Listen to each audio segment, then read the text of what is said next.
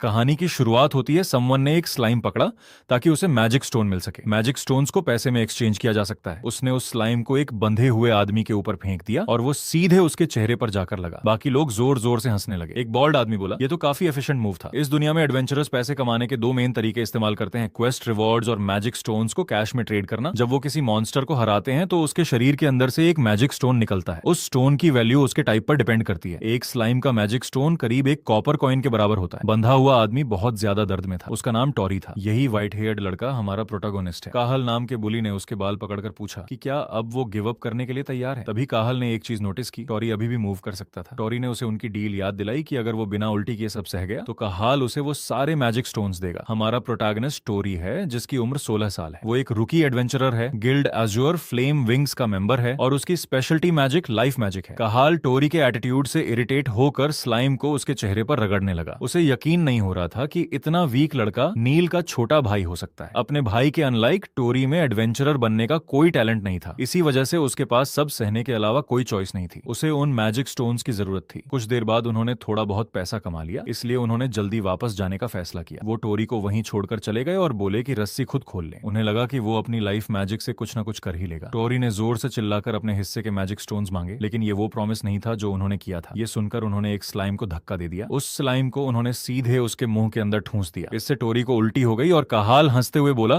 कि जैसा उनकी डील में तय हुआ था उसने वॉमिट कर दिया है, इसलिए उसे मैजिक स्टोन्स में कोई हिस्सा नहीं मिलेगा। टोरी घबरा गया और जोर से चिल्लाने लगा कि उसे पैसों की बहुत जरूरत है। लेकिन काहल ने ठंडे अंदाज में कहा कि अगर उसे सच में पैसों की जरूरत थी तो उसे अपने सेल्फ प्रोक्लेम्ड अमेजिंग बड़े भाई का कुछ इक्विपमेंट बेच देना चाहिए था। उस आदमी ने यह तक कह दिया कि टोरी का बड़ा भाई पॉइजन हो चुका है और शायद अब मौत के बहुत करीब है। उसके दोस्त मजाक में बोले कि वो बहुत क्रूल है, लेकिन काहल ने जवाब दिया कि अगर टोरी को किसी से नफरत करनी है तो उसे अपनी ही कमजोरी से करनी चाहिए। टोरी को उसी पेड़ से बंधा हुआ छोड़ दिया गया। उसे पता था कि उसे जल्दी घर पहुंचना होगा, इसलिए उसने वहीं खुद को साफ किया, शरीर सुखाया और आखिरकार किसी तरह रस्सी से खुद को आजाद कर लिया। घर के काम करते करते लाइफ मैजिक ही एक ऐसी चीज थी जिसमें वो थोड़ा अच्छा बन पाया था। उसी की वजह से वो टाउन के एडवेंचरर गिल्ड में ज्वाइन कर पाया था। लेकिन कॉम्बैट में लाइफ मैजिक पूरी तरह बेकार थी। उसका मेन काम कैंप के दौरान उसी मैजिक का इस्तेमाल करके चोर्स करना था। ये जॉब आसान नहीं थी, लेकिन बाकी कामों से ज्यादा पैसे देती थी। वो पूरी मेहनत से अपने फैमिली को सपोर्ट करना चाहता था। उस रात घर में एंटर करने से पहले उसने अपने उदास चेहरे को बदलने की कोशिश की और खुश होकर बोला, मैं घर आ गया। अंदर एक लड़की और एक लड़का उसका इंतजार कर रहे थे। लड़की ने खुशी से उसका स्वागत किया, जबकि लड़के ने शिकायत की कि उसे बहुत जोर की भूख लगी है। टोरी ने तुरंत प्रॉमिस किया कि वो अभी उनके लिए डिनर बनाता है। फिर उसने पूछा कि उनके बड़े भाई की तबीयत कैसी है। लड़की ने बताया कि बिग ब्रदर नील ने उसके लिए एक बुक पढ़कर सुनाई थी। ये सुनकर टोरी खुश हो गया। थोड़ी देर बाद खाना सर्व किया गया। बच्चे चुपचाप खाना खाने लगे, जबकि टोरी और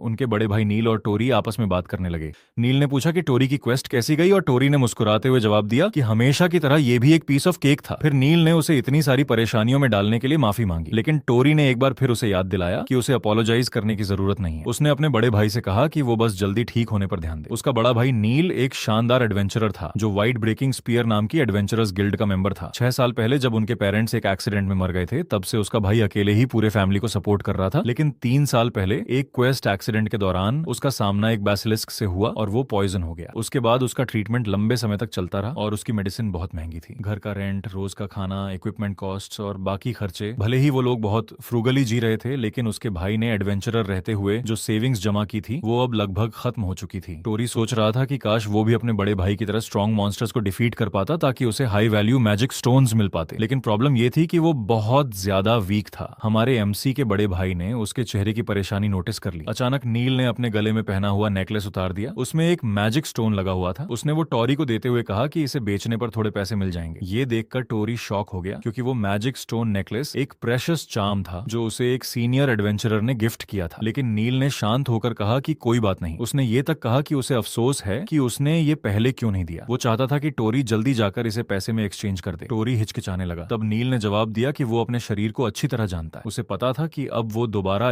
नील ने कहा कि अब वो दोबारा कभी एडवेंचर नहीं बन सकता। टोरी ने तुरंत उसे ऐसी बातें ना बोलने को कहा, लेकिन नील फिर भी वो नेकलेस उसे देना चाहता था। दोनों के चेहरे काफी उदास हो गए। तभी अचानक उनके छोटे भाई बहन कमरे में आ गए। क्योंकि वो खाना खा चुके थे, इसलिए अब वो बारी बारी से नील का ध्यान रखना चाहते थे। नील ने दोनों को, साशा और लियाम को धन्यवाद कहा। फिर दोनों अपने बड़े भाई को खाना खिलाने लगे। अगले दिन टोरी को एहसास हुआ कि अगर उसने मेहनत नहीं की तो वो किसी को प्रोटेक्ट नहीं कर पाएगा। सिर्फ क्वेस्ट रिवॉर्ड से इतना पैसा नहीं मिल रहा था कि घर चल सके। इसी वजह से अपने ऑफ डेज में वो अकेले हंटिंग करने निकल जाता था ताकि ज्यादा मैजिक स्टोन्स हासिल कर सके। लेकिन पूरे दिन जंगल में भागने दौड़ने के बाद भी वो 100 स्लाइम्स तक डिफीट नहीं कर पाया। उसे सिर्फ 100 कॉपर कॉइन्स से भी कम पैसे मिले। उसे और ज्यादा पैसों की जरूरत थी। तभी जंगल में अचानक किसी ने उससे पूछा कि क्या अधीन रिवर उधर है। मीना 17 साल की एक आर्चर है। वो अजूर फ्लेम विंग्स गिल्ड से एफिलिएटेड है और वहां की एडमायर्ड स्क्वाड लीडर मानी जाती है। उसकी स्पेशलिटी विंड मैजिक है। टोरी उसे देखकर खुश हो गया, लेकिन मीना हैरान थी कि वो उसका नाम कैसे जानता है, इसलिए उसने पूछ लिया। टोरी ने समझाया कि वो भी उसी गिल्ड का मेंबर है। उसने अपना परिचय देते हुए कहा कि वो टोरी है कैंप लाइजन। मीना हाल ही में स्काउट की गई रेंज्ड स्क्वाड लीडर थी, इसलिए उसे समझ आ गया कि वो उसके जैसे लो रैंकिंग लड़के को क्यों नहीं पहचानती। फिर उसने उसे अधीन रिवर का रास्ता दिखाया। उसने बताया कि रास्ते में एक स्वैम्प पड़ता है, इसलिए वहां से घूमकर जाना बेहतर होगा। मीना ने उसे धन्यवाद कहा। टोरी खुश था कि उसे उससे बात करने का मौका मिला, क्योंकि वो उसे एडमायर करता था। तभी उसे किसी की आवाज सुनाई दी जो मीना को बुला रहा था। वो कहाल था। उसने पूछा कि वो वहां अपने डे ऑफ पर। फिर उसने मीना को ड्रिंकिंग के लिए इनवाइट किया, लेकिन उसने कैजुअली मना कर दिया। लेकिन कहाल ने उसका हाथ पकड़ लिया और जोर देकर इंसिस्ट करने लगा। ये देखकर टोरी घबरा गया। उसने मन ही मन सोचा कि कहाल कुछ ज्यादा ही पुशी हो रहा है। वो अंदर से कंफ्यूज्ड था, क्योंकि कहाल एज्योर फ्लेम विंग्स का गिल्ड मास्टर था, लेकिन मीना साफ तौर पर परेशानी में लग रही थी। तभी उसकी नजर अपने पैर के पास पड़े एक कमजोर स्लाइम पर गई। अचानक किसी ने काहल को स्लाइम के बारे में चिल्लाकर बताया। काहल ने ऊपर देखा ही था कि तभी वो स्लाइम सीधे उसके चेहरे पर गिर पड़ा और उसी वक्त टोरी तेजी से आगे बढ़ा और उसे स्लैश कर दिया, लेकिन इससे स्लाइम का पूरा लिक्विड उसके चेहरे पर फैल गया। मीना शॉक हो गई और टोरी का चेहरा सफेद पड़ गया। काहल गुस्से में शिकायत करने लगा कि वो पूरी तरह उसके चेहरे पर फैल गया है।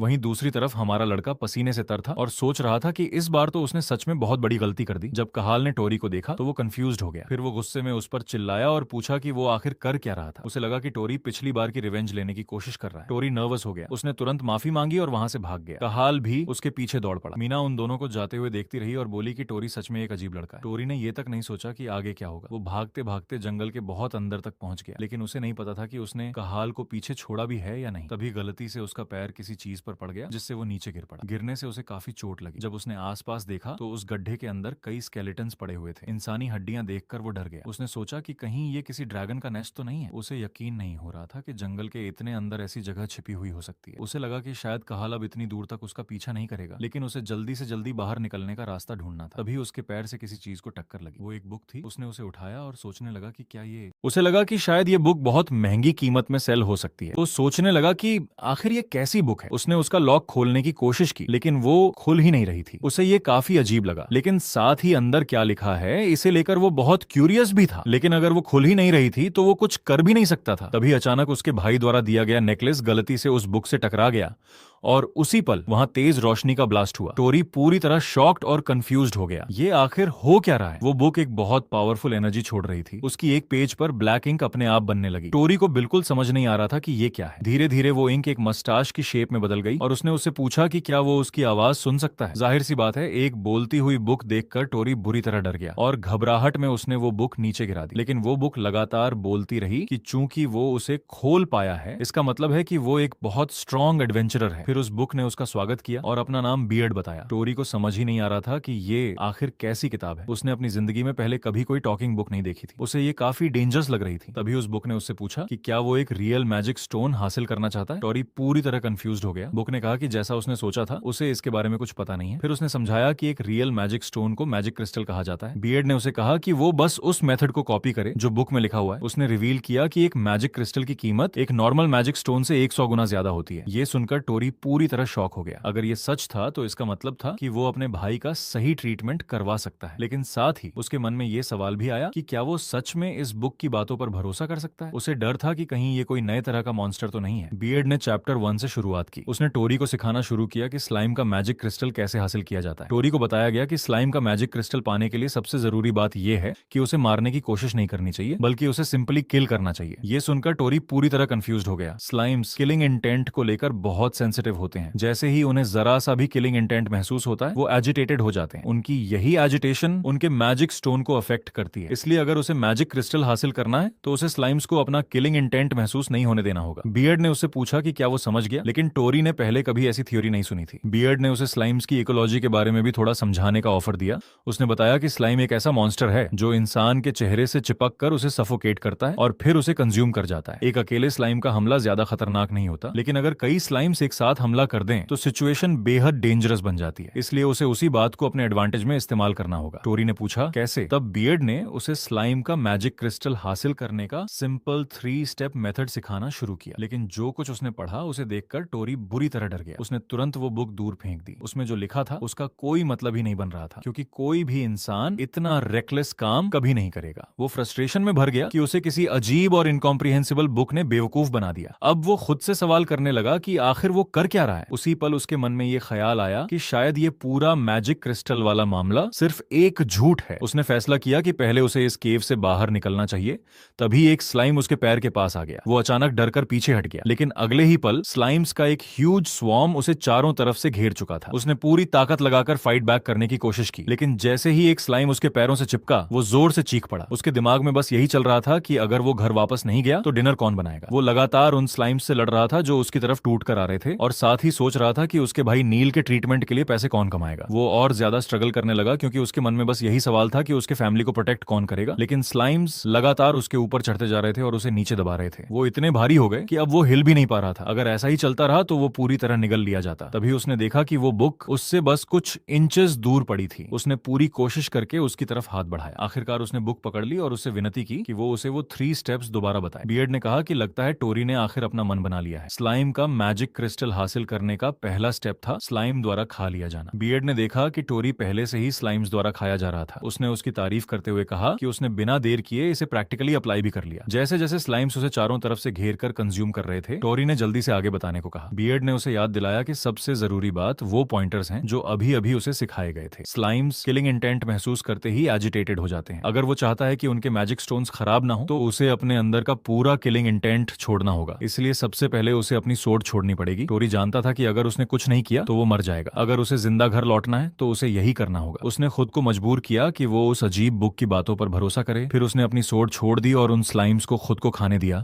स्लाइम ने उसके चेहरे को पूरी तरह ढक लिया और उसे डुबोने लगा, लेकिन फिर भी उसने खुद को शांत बनाए रखने की पूरी कोशिश की। बियर्ड ने उसे इनकरेज करते हुए कहा कि वो बहुत अच्छा कर रहा है। फिर उसने कहा कि उसे ऐसी पोस्चर में रहना होगा जिससे स्लाइम्स आराम से जो चाहे वो कर सकें। अब आगे बढ़ते हैं। स्लाइम का मैजिक क्रिस्टल हासिल करने का दूसरा स्टेप था स्लाइम को डिवोर करना। स्लाइम एक ऐसा मॉन्स्टर है जिसकी पूरी आइडेंटिटी ही कंजम्पशन पर बेस्ड है। वो कभी इमेजिन भी नहीं कर सकते कि कोई उन्हें ही कंज्यूम कर लेगा। ये सुनकर टोरी ने फैसला किया कि वो उन्हें खा जाएगा। वो सच में स्लाइम्स को काट काट कर खाने लगा। तभी बियर्ड ने जल्दी से क्लैरिफाई किया कि जब उसने डिवावर कहा था तो वो सिर्फ एक फिगर ऑफ स्पीच था। असल में टोरी को क्या करना था, उसे अपने चेहरे के आसपास जहां स्लाइम्स इकट्ठा हो रहे थे कोई स्टोरेज आइटम या उससे मिलती जुलती चीज डिप्लॉय करनी थी। ये सुनकर टोरी इरिटेट हो गया कि उसने ये बात पहले क्यों नहीं बताई। स्लाइम उसे जमीन पर लौटने पर मजबूर कर रहे थे, इसलिए बियर्ड ने उससे पूछा कि क्या वो ठीक है। लेकिन टोरी की ऑक्सीजन खत्म हो रही थी। अब वो सांस भी नहीं ले पा रहा था। उसे लगा कि वो मरने वाला है, लेकिन तभी उसे अपने छोटे सिबलिंग्स याद आ गए। अचानक उसका शरीर बिल्कुल शांत हो गया। बियर्ड ने अफसोस जताते हुए कहा कि ये बच्चा भी वो इंसान नहीं था जिसे वो ढूंढ रहा था। उसने कहा कि अब उसका सपना किसी फ्यूचर एरा तक इंतजार करेगा। तभी अचानक टोरी ने जोर से एक लंबी सांस ली। बियर्ड पूरी तरह शॉक्ड रह गया। टोरी ने स्टार ऑनरा स्टोरेज इस्तेमाल किया। उसके मुंह के सामने एक मैजिक सर्कल बना और उसने स्लाइम्स को एब्जॉर्ब करना शुरू कर दिया। बियर्ड समझ गया कि स्टार ऑनरा स्टोरेज लाइफ मैजिक का हिस्सा था। वो काफी इंप्रेस्ड हुआ। फाइट में ये मैजिक भले ही यूजलेस हो, लेकिन टोरी ने इसे इस्तेमाल करने का बहुत क्लेवर तरीका ढूंढ लिया था। टोरी ने ज्यादातर स्लाइम्स को खत्म कर दिया क्योंकि उसका फैमिली घर पर उसका इंतजार कर रहा था। इसी वजह से वो मर नहीं सकता था। उसने ठान लिया था कि उसे हर हाल में घर वापस पहुंचना है। बियर्ड ये देखकर अम्यूज्ड हो गया कि उसकी ताकत उसके कन्विक्शन से पैदा हो रही थी। तभी और ज्यादा स्लाइम्स उसकी तरफ तेजी से बढ़ने लगे।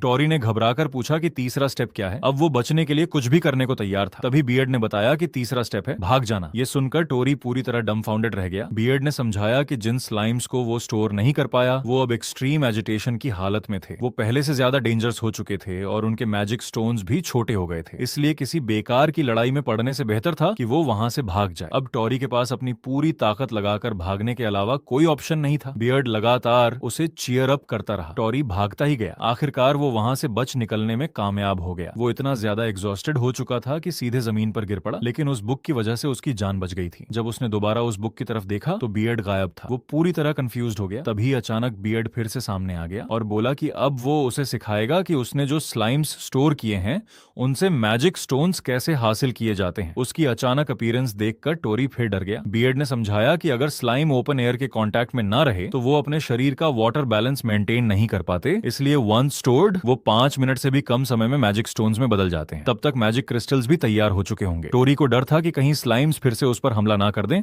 लेकिन फिर भी उसने उन्हें स्टोरेज से रिलीज किया। लेकिन वहां स्लाइम्स की जगह एक बड़ा मैजिक स्टोन दिखाई दिया। इसके साथ ही बियर्ड ने स्लाइम का मैजिक क्रिस्टल हासिल करने की पूरी एक्सप्लेनेशन खत्म कर दी। टोरी को यकीन ही नहीं हो रहा था कि उसके हाथ में एक रियल मैजिक स्टोन है। उसे भरोसा नहीं हो रहा था कि सिर्फ एक पीस की कीमत 100 कॉपर कॉइन्स के बराबर है। सिर्फ 2 मैजिक क्रिस्टल्स की वैल्यू उसकी पूरे महीने की सैलरी से ज्यादा थी। तभी उसके मन में एक सवाल आया, आखिर अगले पेज पर क्या लिखा हुआ है। लेकिन उसकी हैरानी का ठिकाना नहीं रहा, क्योंकि वो अगला पेज पलट ही नहीं पाया, वो अगला पेज खोल ही नहीं पाया। उसने बियर्ड को इसके बारे में बताया। बियर्ड ने बस इतना कहा कि वो उस दिन का इंतजार करेगा जब दोनों फिर से मिलेंगे। ये सुनकर टोरी पूरी तरह डम्बफाउंडेड रह गया। बियर्ड ने पूरी तरह फेयरवेल कह दिया था। टोरी जोर से चिल्लाया कि वो रुके, क्योंकि अभी भी बहुत सारी बातें थीं जो वो उससे पूछना चाहता था। लेकिन अब वो बुक पूरी तरह अनरिस्पॉन्सिव हो चुकी थी। जिन पेजेस को वो पहले खोल चुका था उन्हें वो आराम से पढ़ सकता था, लेकिन अगला पेज अब भी नहीं खुल रहा था। वो सोचने लगा कि आखिर उसे खोलने के लिए क्या चाहिए। फिर उसकी नजर अपने हाथ में पकड़े मैजिक क्रिस्टल पर गई। उस बुक की वजह से वो इतना बड़ा मैजिक स्टोन हासिल कर पाया था। उसने सोचा कि अगर वो इसे बेच दे तो वो सिर्फ अपने भाई की मेडिसिन ही नहीं खरीद पाएगा, बल्कि साशा और लियम के लिए नए कपड़े भी ला सकेगा, और शायद बहुत समय बाद वो लोग एक बार पेट भरकर अच्छा खाना भी खा पाएंगे। लेकिन क्योंकि अब काफी देर हो चुकी थी, इसलिए दुकानें बंद हो चुकी थीं। उसने तय किया कि वो सुबह जाकर उस मैजिक स्टोन को एक्सचेंज करेगा। उसे पहले से ही अंदाजा था कि जब लोग उस स्टोन को देखेंगे तो सब शॉक हो जाएंगे। फिर उसने सोचा कि आज जल्दी घर चला जाना चाहिए। उसके लिए आज का दिन आखिरकार एक अच्छा दिन बन गया था। तभी वो सोचने लगा कि आखिर आखिरी बार ऐसा कब हुआ था जब वो किसी दिन इतना खुश महसूस कर रहा था। कुछ घंटों बाद उसने अपने छोटे सिबलिंग्स को घर के बाहर देखा। उसने उन्हें आवाज दी। दोनों खुशी से उसके पास आए और उसने पूछा कि क्या वो लोग मैजिक प्रैक्टिस कर रहे थे। लियम ने जवाब दिया कि वो भी बिल्कुल उसकी तरह मैजिक यूज करना चाहता है। फिर उन्होंने उससे पूछा कि उसने आज क्या किया। टोरी थोड़ा हिचकिचाया, क्योंकि उसे समझ नहीं आ रहा था कि क्या जवाब दे। आज उसके साथ इतनी अजीब चीजें हुई थीं कि वो सोचने लगा कि क्या उसे सच में ये सब उन्हें बताना चाहिए। आखिर में उसने बस इतना कहा कि उसने एक स्लाइम को हराया और एक बुक पढ़ी। वो उन्हें ये नहीं बता सकता था कि काहल ने उसका पीछा किया था और वो लगभग मर ही गया था। लियम ने कमेंट किया कि उसका पढ़ाई करना काफी रेयर बात है। तब टोरी ने उन्हें वो बुक दिखाई, लेकिन दोनों कंफ्यूज्ड होकर उसे देखने लगे। टोरी ने बुक की तरफ इशारा करते हुए कहा कि वो उसके हाथ में रखी बुक को देखें। लियम ने पूछा कि क्या वो उनके साथ मजाक कर रहा है। तभी टोरी अचानक रुक गया, क्योंकि उसे कुछ अजीब महसूस हुआ। वो सोचने लगा कि आखिर ये हो क्या रहा है। उसे शक हुआ कि शायद वो बुक सिर्फ उसे ही दिखाई दे रही है। उसके मन में ये ख्याल आया कि शायद उस बुक को देखने वाला वो अकेला इंसान है। इससे पहले कि वो इसके बारे में और सोच पाता, साशा ने उससे कहा कि वो उसकी मैजिक देखे। उसने एक स्टिक से हवा में सर्कल बनाया, फिर उसने इग्निशन बोला और एक बोन फायर जला दिया। लेकिन वो फ्लेम ज्यादा देर तक नहीं टिकी। साशा कंफ्यूज्ड हो गई, क्योंकि कुछ देर पहले ही वो मैजिक सही काम कर रही थी। तब टोरी ने खुद डेमोन्स्ट्रेशन देने का फैसला किया। हमारे लड़के ने इग्निशन यूज किया और बोन फायर फिर से जल उठा। लियाम उसकी तारीफ करते हुए बोला कि वो इसमें सच में बहुत अच्छा है। टोरी शर्माते हुए बोला कि ये तो बस लाइफ मैजिक है। फिर एक्साइटमेंट में उसने पूछा कि क्या वो लोग लाइफ मैजिक का इस्तेमाल करके कुछ अमेजिंग देखना चाहते हैं। इसके बाद उसने चारों तरफ नजर दौड़ाकर चेक किया कि कहीं आसपास कोई बैंडिट्स तो नहीं है। फिर उसने अपना हाथ तैयार किया और स्टोरारा स्टोरे यूज किया। अगले ही पल वो आइटम उसके हाथ में प्रकट हो गया। वो इतनी तेज चमक रहा था कि आसपास के लोगों का भी ध्यान उसकी तरफ चला गया। साशा उसे देखकर अम्यूज्ड हो गई। वो चीज इतनी बड़ी थी कि लियम ने पूछा कि आखिर उसे ऐसी चीज मिली कहां से। मुस्कुराते हुए टोरी ने पूछा कि क्या वो लोग सरप्राइज्ड हैं और उन्हें क्या लगता है कि ये क्या है। तभी जब वो लोग बात कर ही रहे थे, अचानक कोई उनकी तरफ बढ़ता हुआ दिखाई दिया। वो पहले वाला बॉल्ड बुली था और उसके साथ कहाल और उसके कुछ दोस्त भी थे। टोरी का चेहरा डर से सफेद पड़ गया। उसे समझ आ गया कि वो लोग पास में छिपकर सब देख रहे थे। उसने नोटिस किया कि कहाल वहां मौजूद नहीं था। तभी उस बॉल्ड आदमी ने पूछा कि आखिर उसने ऐसी चीज कहां से चुराई है। वो लोग उसे लेक्चर देने लगे कि सिर्फ गरीब होने का मतलब ये नहीं होता कि कोई चोरी करने लगे। टोरी ने समझाने की कोशिश की कि उसे ये जंगल में मिला था, लेकिन उन्होंने तुरंत उसकी बात पर शक किया और बोले कि अगर इतना बड़ा जेम सच में वहां होता तो उन्हें पहले ही मिल गया होता। उन्होंने उसे झूठ न बोलने को कहा। फिर वो इंसिस्ट करने लगे कि उन्हें उसे ठीक से चेक करना है, इसलिए वो उन्हें वो स्टोन दिखाए। इसके बाद भी टोरी बात टालने की कोशिश करते हुए बोला कि ये इतनी बड़ी बात नहीं है। ये सुनकर बॉल्ड आदमी इरिटेट हो गया और गुस्से में बोला कि टोरी तुरंत उसे वो चीज दिखाए। फिर उसने जबरदस्ती उससे वो स्टोन छीनने की कोशिश की। टोरी अंदर से टूट गया, क्योंकि उसे लगा था कि आज का दिन आखिरकार अच्छा साबित होगा। तभी उसके छोटे सिबलिंग्स ने उसकी शर्ट का किनारा पकड़ लिया। उसने उनके कांपते हुए हाथों को नोटिस किया। वो दोनों डरे हुए थे और उनके चेहरे पर वो डर देखकर उसके दिल में और ज्यादा दर्द हुआ, क्योंकि वो चाहता था कि उनके लिए भी आज का दिन अच्छा हो। इसी वजह से उसने एक फैसला लिया। उसने अपनी स्टोरेज स्किल यूज की और सबने देखा कि मैजिक क्रिस्टल उसके हाथ से गायब हो गया। पुलिस के चेहरे इरिटेशन से भर गए और उन्होंने टोरी से पूछा कि उसने अब भी क्या किया। वो मैजिक स्टोन्स उसने नरक जैसी हालत से गुजरकर हासिल किए थे। वो उन्हें ऐसे लोगों को कभी नहीं देगा। उसने अपनी स्वॉर्ड पकड़ने की कोशिश की, लेकिन तभी उसे एहसास हुआ कि वो वहां थी ही नहीं। अचानक उसे याद आया कि स्लाइम्स से लड़ते वक्त उसने अपना डैगर फेंक दिया था। अब उसे समझ आ गया कि उसे कोई दूसरा तरीका सोचना पड़ेगा। उसने धीरे से अपने सिबलिंग्स के कान में कहा कि उन्हें थोड़ी देर के लिए भागना होगा। हमारे एमसी ने बोनफायर पर हमला किया ताकि वो बुझ जाए। अगले ही पल सब कुछ अंधेरे में डूब गया। फिर उसने जोर से चिल्लाकर अपने सिबलिंग्स को भागने के लिए कहा। तभी उस बॉल्ड आदमी ने एक्सेलरेशन इस्तेमाल किया। टोरी शॉक हो गया। अगले ही पल उसे जोरदार पंच लगा और वो जमीन पर जा गिरा। उसके बैग की सारी चीजें बाहर बिखर गईं। वो आदमी उसका मजाक उड़ाते हुए बोला कि वो अंधेरे का फायदा उठाकर भागने की कोशिश कर रहा था, लेकिन ये बस एक चीप ट्रिक से ज्यादा कुछ नहीं है। इससे पहले कि टोरी कुछ कर पाता, वो आदमी फिर उसकी तरफ झपटा और उस पर हमला कर दिया। लियम उसके लिए वरीड हो गया, लेकिन टोरी ने उसे बस भागने के लिए कहा। उसने भरोसा दिलाया कि वो ठीक रहेगा, इसलिए उन्हें पहले घर पहुंचना होगा। तभी बॉल्ड आदमी ने उसे जोर से मारा और वो दूर जाकर गिर पड़ा। वो आदमी उसे वीक कहते हुए बोला कि वो सिर्फ एक्टिंग कर रहा है। आने वाले अटैक्स को रोकने के लिए टोरी ने इल्यूमिनेशन इस्तेमाल किया। रोशनी चारों तरफ फैल गई और कुछ पल के लिए उस आदमी की आंखें चौंधिया गईं। टोरी ने मौका देखकर भागने की कोशिश की, लेकिन तभी दूसरे आदमी ने प्लेफुल वाइन्स क्रिएट कर दिए और वो वाइन्स जाकर टोरी के सिबलिंग्स के पैरों में लिपट गए। ये देखकर टोरी बुरी तरह घबरा गया। उस आदमी ने मजाक उड़ाते हुए कहा कि चारों तरफ अच्छा खासा अंधेरा था, लेकिन उसने खुद लाइट क्रिएट करके प्रैक्टिकली दुश्मनों को अपनी लोकेशन बता दी। पूरी डिटर्मिनेशन के साथ टोरी अपने सिबलिंग्स की तरफ दौड़ा और चिल्लाकर बोला कि वो दोनों को बचाएगा, लेकिन वाइन्स कंट्रोल करने वाले आदमी ने उसे रुकने को कहा। उसने साशा के चारों तरफ वाइनस लपेट दिए। ये देखकर टोरी जोर से चिल्लाया कि वो ऐसा ना करे। तब उस आदमी ने कहा कि अब सब कुछ इस बात पर डिपेंड करता है कि टोरी क्या चूज करता है। उसने धमकी दी कि अगर उसने जल्दी से ज्वेल नहीं दिया तो उसकी छोटी बहन का चेहरा पूरी तरह स्क्रैच हो जाएगा। टोरी जोर जोर से चिल्लाकर उन्हें रुकने को कहने लगा। तभी उस आदमी ने वाटर स्फीयर एक्टिवेट कर दिया। वो अटैक सीधे टोरी पर गिरने वाला था, लेकिन टोरी ने तुरंत ड्राइंग इस्तेमाल किया। फिर भी वो उस अटैक को पूरी तरह ब्लॉक नहीं कर पाया और पानी का असर उस तक पहुंच गया, जिससे वो नीचे गिर पड़ा। लेकिन फिर भी उसने हार मानने से इनकार कर दिया। जमीन पर पड़े पड़े भी उसने इग्निशन से काउंटर अटैक किया, लेकिन तभी उस आदमी ने रेन एक्टिवेट कर दिया। आसमान में काले बादल छा गए। ये देखकर टोरी डर गया। वो आदमी कंफ्यूज्ड होकर पूछने लगा कि आखिर वो कर क्या रहा है, क्योंकि लाइफ मैजिक जैसी चीज से वो कभी जीत ही नहीं सकता था। उसका मजाक उड़ाते हुए रेड हेड बुली बोला कि इससे बेहतर आइडिया तो कोई छोटा बच्चा भी सोच सकता है, और उसने टोरी को पैथेटिक कहा। बारिश कराने वाला आदमी हंसते हुए बोला कि ये बात उसे मजेदार लग रही है कि सिर्फ लाइफ मैजिक इस्तेमाल करने वाला लड़का अब भी उससे लड़ने की हिम्मत कर रहा है। टोरी को वो पल याद आया जब उसे वो मैजिक क्रिस्टल मिला था और वो कितना एक्साइटेड हुआ था। तभी बॉल्ड आदमी बोला कि अब उसे अपनी आंखों के ट्रीटमेंट के लिए पैसों की जरूरत पड़ेगी और इसलिए उन्हें वो जूल चाहिए। फिर सबने एक साथ उसे लात मारी और उसे जूल मांगने लगे। टोरी जानता था कि वो ये लड़ाई नहीं जीत सकता। उसके छोटे सिबलिंग सामने खड़े होकर उसे पिटते हुए देख रहे थे। वो दर्द सहता रहा और अपने शरीर को गोल करके खुद को बचाने की कोशिश करने लगा। तभी उसे एहसास हुआ कि उसके लिए कोई अच्छा दिन इतनी आसानी से कभी नहीं आने वाला, और क्योंकि अब उसके पास कोई दूसरा ऑप्शन नहीं था, उसने रिलीज स्टोरेज इस्तेमाल किया और मैजिक क्रिस्टल बाहर निकाल लिया। फिर उसने उसे जमीन पर फेंक दिया और वो रोलिंग करते हुए जाकर उस बुक से टकरा गया। मैजिक क्रिस्टल की हल्की सी टक्कर से वो बुक तेज रोशनी में चमक उठी। तभी बियर्ड की आवाज सुनाई दी। उसने कहा कि उसे दिख रहा है कि टोरी इस वक्त बहुत मुश्किल में है। हमारे लड़के ने उम्मीद नहीं की थी कि वो फिर से सामने आएगा। तभी बुक अपने आप खुल गई और फिर बियर्ड ने कहा कि अब वो चैप्टर 2 शुरू करेंगे। गाइस, चैप्टर यहीं खत्म होता है।